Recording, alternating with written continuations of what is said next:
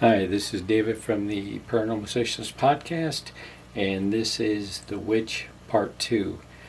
And on Part 2 and Part 3, I didn't see it as a vision. I saw it through my bedroom mirror. And for people who aren't aware of this, that evil spirits use mirrors as like portals to travel through. And so that night, I'm laying in bed, and for whatever reason, I decide I'm going to look at the bedroom mirror. And since I'm kind of psychically connected to both good and evil spirits, I turn my head, look over, and I see the witch again. And what's odd about this is that it looks like, best guess is that she's like in control of some kind of queen or something, because she's got this elaborate dress or outfit, I should say, because it goes above her head and then it kind of like swirls. And I've never seen anything like that, so I did some research, and my best guess is that this outfit maybe was around anywhere from the 15th to 16th century. I could be off maybe a century, but that's my best guess from the little information I could find about how they dressed back then.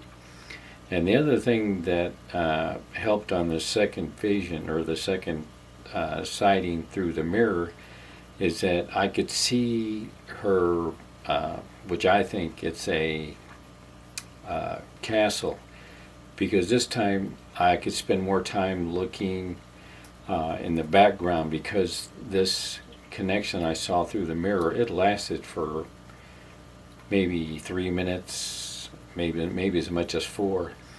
But I could see the distance between her sitting like in her, what I assume which was like a throne, and then her holding the queen to the right of her. And I could then spend more time seeing everything else, and I played the back of my head. So from where she was sitting, the witch, the closest wall in any direction had to be maybe 20 feet away. So this has got to be an enormous room.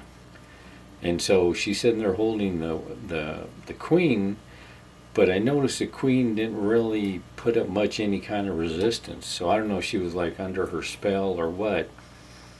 But I mean, I could tell that she looked a little uncomfortable, but like nothing where she would try to fight or get away from her. Or maybe she already tried, back in the 15th, 16th century, and she realized she didn't have that kind of power to break away from the witch. So as I'm looking at this, and I'm also looking at the background, because the witch is looking directly at me, and I'm sure she's doing this to say, I control, this person. There's nothing you can do, even though you see me through the mirror. She just wanted to show how, that I'm basically have no power at all, which I don't, because I'm not able to travel through mirrors like evil spirits do.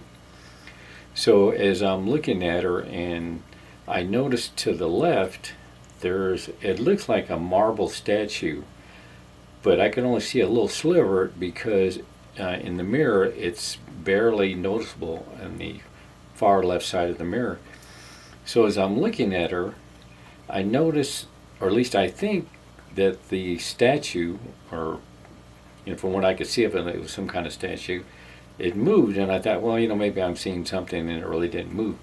So I'm still I go back to looking at the queen, and then I look again, and the statue, where it leans forward just like from the head up, and it was a statue, like of a person or something, but it was like out of marble, and the head leans forward a little bit, and then it goes back again. And I couldn't figure out if there's an evil spirit within that statue that's controlling it, or the evil spirit is wanting to show itself as like a statue. So as I go back to looking at the queen again, the witch, the statue leans forward again, and then it turns towards me. And I have to admit, that was a little bit creepy. I wasn't counting on it to look at me, but it did for maybe, I don't know, 3 or 4 seconds, and then he just leaned back and he went back into like its original position of, like, I guess just being a statue. So that was in a way kind of bizarre. I mean, it's kind of creepy, but it's, I've seen so much, and I wasn't like scared or anything. I just found it kind of a little bit of a creepy that the evil spirit's either animating the statue or it's showing itself as a statue, and I really don't know which one it is. But the odd part was, after this, I saw her through the mirror. I think it was the next day or day after. I saw the same vision again, where it's up in the mountains. There's the ridges, but there's no one there. And I think I saw that a few days later. That's her reminding me that, what I showed you, you can't do anything about it. I got a hold of this queen for basically eternity, and there's nothing you can do about it. So I've seen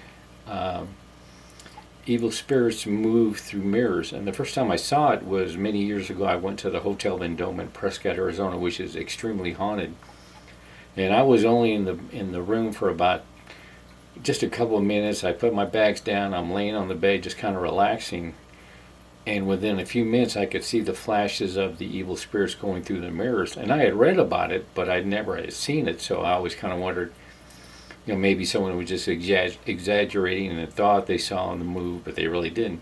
But I saw them move 3 or 4 times through the mirrors. So now when I saw that, it wasn't a big surprise. I just, wasn't counting on seeing it through my bedroom mirror. But that's what happened in part 2. Now part 3, it gets kind of bad. And I'm not going to say, like, don't have to use viewer discretion, but when I go over part 3, it does make me a little emotional. When I explain what had happened, then I think you'll understand.